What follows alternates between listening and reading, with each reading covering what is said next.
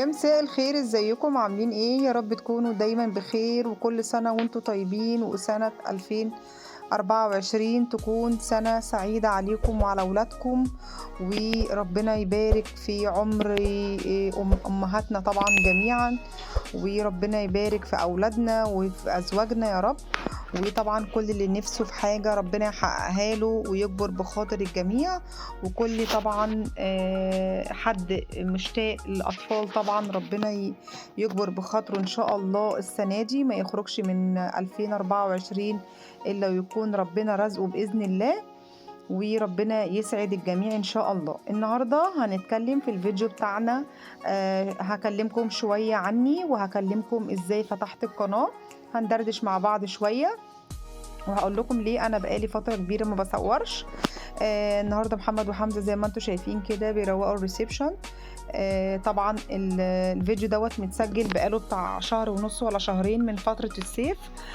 طبعا لابسين بنص كم اهوت وشورت زي ما انتم شايفين وكده. فهندردش مع بعض شويه. انا بصراحه بقالي فتره كبيره ما بصورش. طبعا في البدايه القناه بتاعتي كانت بتزيد، وطبعا انتوا شايفين طبعا القناة اليوتيوب. لو تلاحظوا هتلاقوا اي حد بيجي يتفرج على القناة، على القنوات التانية، يعني مثلا نيجي نبص طبعا نيجي نبص طبعا بقى من تحت كده على المشتركين، نلاقي بقى ايه اللي واصل لمليون وواصل لالافات. تحس ان انتوا عايزين تخشوا تتفرجوا على الفيديوهات اللي هي ايه، اللي المشتركين بتاعتها كبيرة. فطبعا انا بتكلم على الفيديوهات الصغيرة، كل الفيديوهات، كل القنوات قصدي الصغيرة اللي المشتركين بتاعتها لسه صغيرين. تحس ان ايه المشاهدات بتاعتها بتبقى قليلة. بل بالعكس يا جماعة، انا واحدة من الناس. يعني المفروض اساسا الواحد بيتعب جدا في الفيديوهات وفي المونتاج وفي التصوير، وطبعا بيتعب مثلا في تصوير الاكل وكده، بيبقى موضوع صعب قوي. انا ما كنتش متخيله ان الحوار صعب قوي كده بجد. يعني انا بشكر لكل الناس اللي اجتهدوا في القنوات بتاعتهم، وربنا رزقهم ويرزق الجميع ان شاء الله ويرزقنا. فطبعا انتوا طبعا بتبقوا شايفين مثلا ان القناة دي مثلا لسه صغيرة، فطبعا بالطريقة ديت القناة هتكبر، الواحد هيقدر يتطور طبعا في الاكلات اللي بيعملها. طبعا هيعمل منوعات طبعا، اكل طبعا، يعني اي اكل تتخيليه في حياتك تمام الواحدة نفسها هتعمله بناء عن ايه؟ بناء ان في قرش، في رزق، طبعا في رزق داخل. طب بالنسبة للقنوات الصغيرة، احنا فاتحين القناة ليه؟ احنا فاتحينها علشان تبقى باب رزق لينا ولولادنا.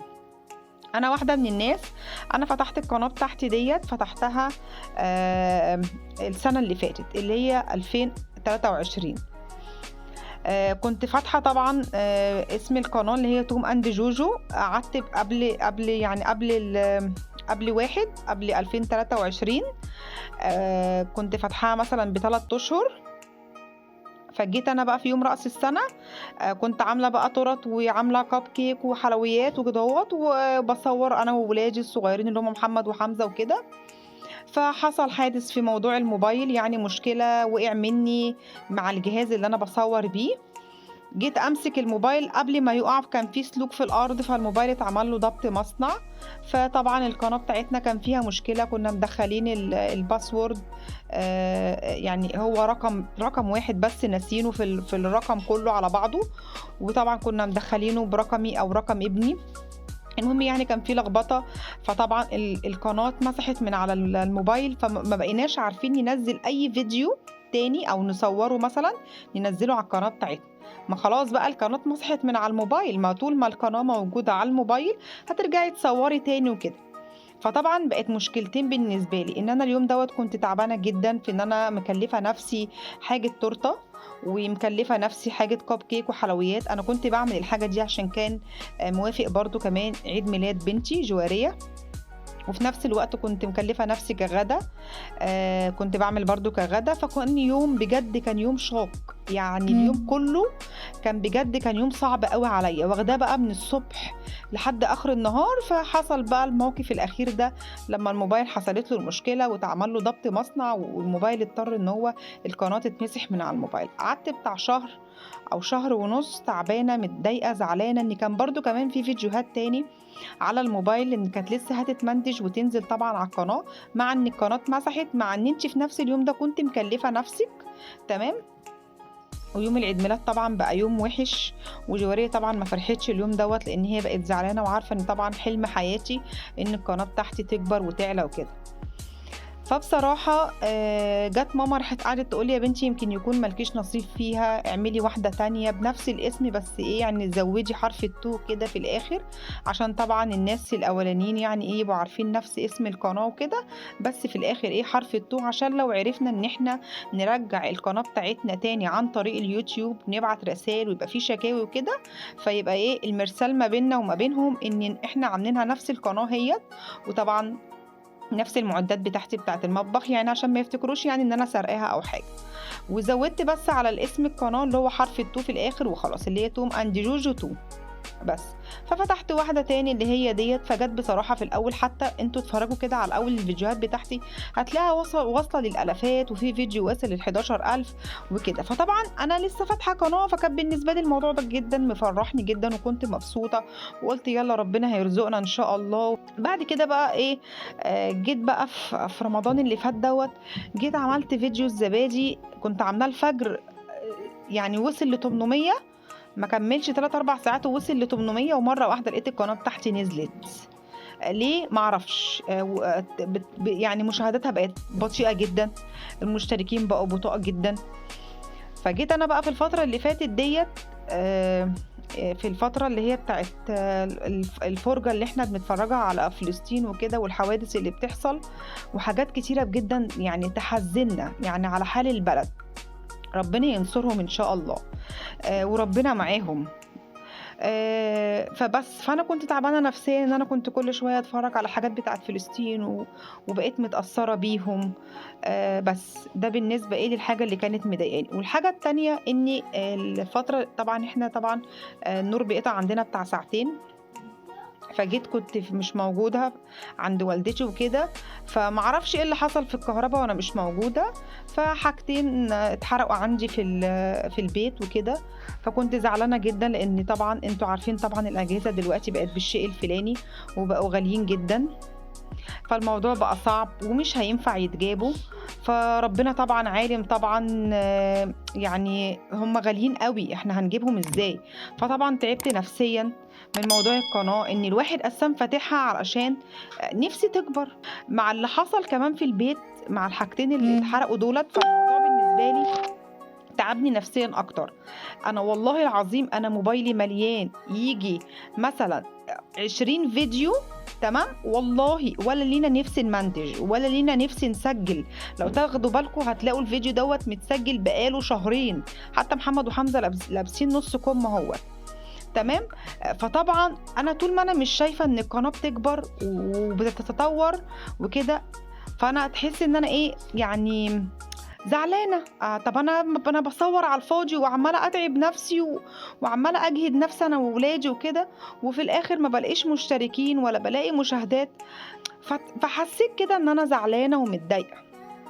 فقلت ان شاء الله ربنا يكبر بخاطري السنه دي 2024 ان القناه بتاعتي تكبر، وكل القنوات الصغيره اللي زيي ان شاء الله تكبر، وكل القنوات الكبيره ربنا طبعا يرزقهم اكتر واكتر، وربنا مع الجميع ان شاء الله. فانا جايالي فكره ان احنا نعمل فيديو اسمه فيديو الجمعيه. فيديو الجمعية دوت لكل الناس اللي هم قنواتهم صغيرة. أول ما نقرأ كده على الشاشة من بره نقرأ مثلا إيه فيديو الجمعية، نروح داخلين لبعض نعمل اشتراكات لبعض، فتلاقي بقى إن اللي ظروفه وحشة بقت ظروفه حلوة، والبلد بقى حالها كويس، وكله بقى يوتيوبر، وكله بقى غني، وكله بقى مبسوط، وحال البلد بقى احسن طبعا. وكلنا بنتفرج على بعض بقى، وطبعا انتوا عارفين طبعا بلدنا طبعا كام مليون.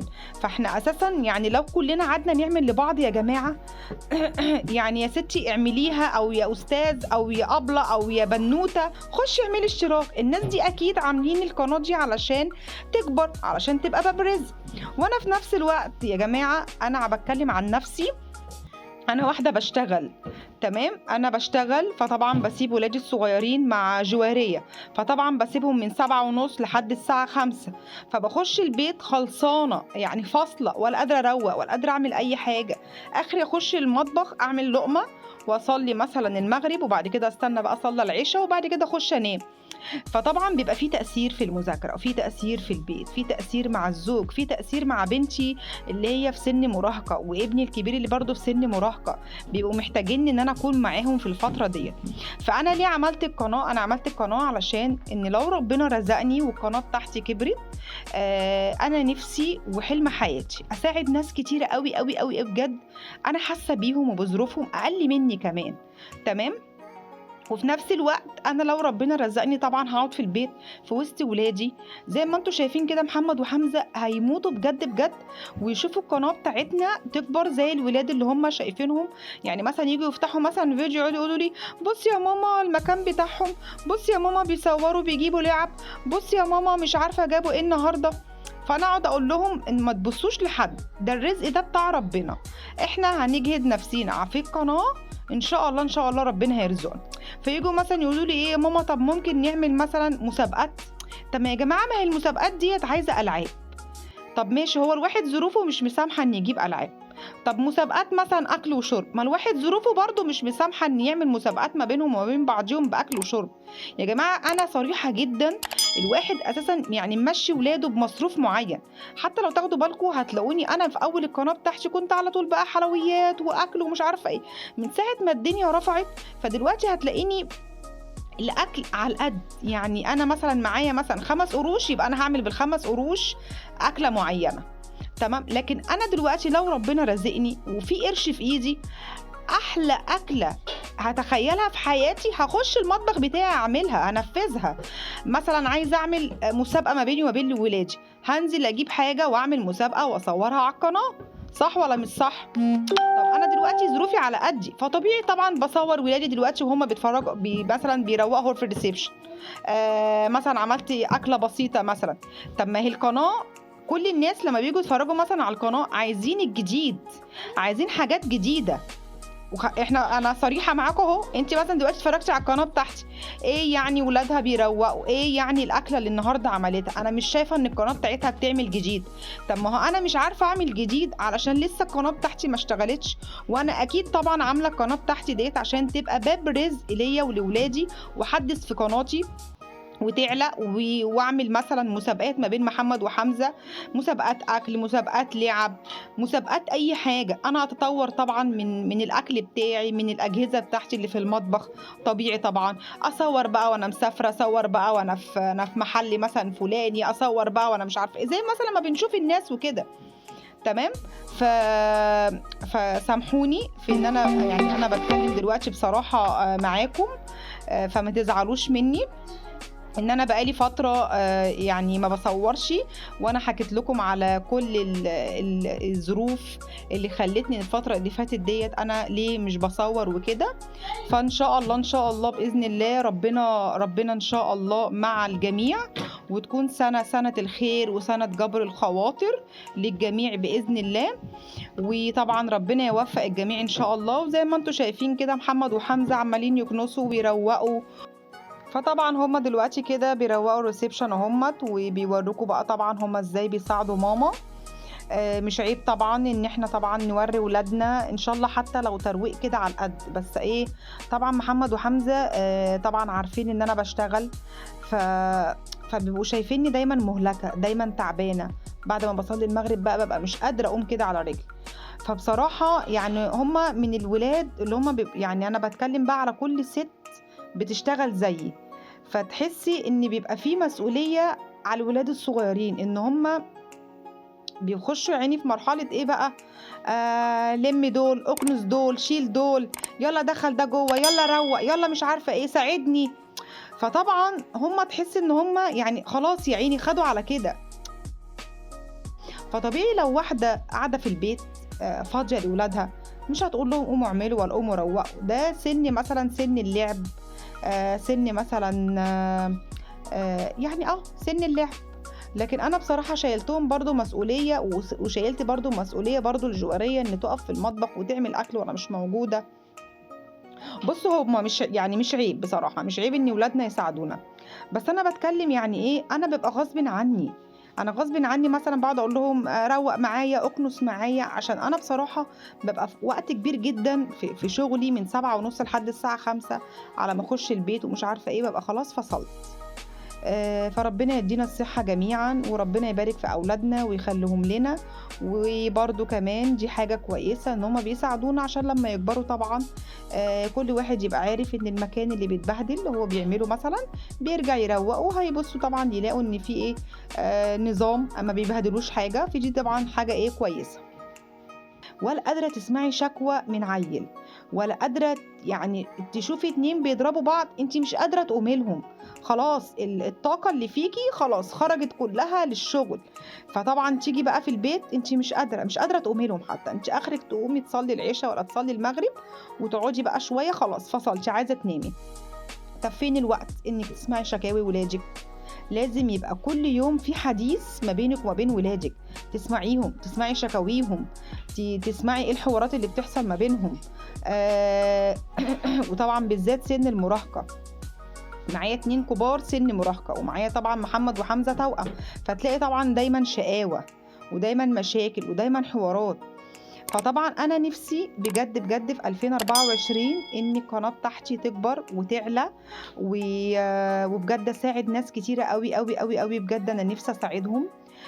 ونفسي طبعا يعني ولادي يبقوا في حاجه تانية، في مستوى تاني، وانا اكون معاهم. انا بجد في 2024 نفسي اكون في وسط ولادي. ويا رب يكون الفيديو عجبكم، وما تنسوش تخشوا تعملوا اشتراك وتعملوا لايك. وكل سنة وانتم طيبين، وبحبكم في الله، والسلام عليكم ورحمة الله وبركاته.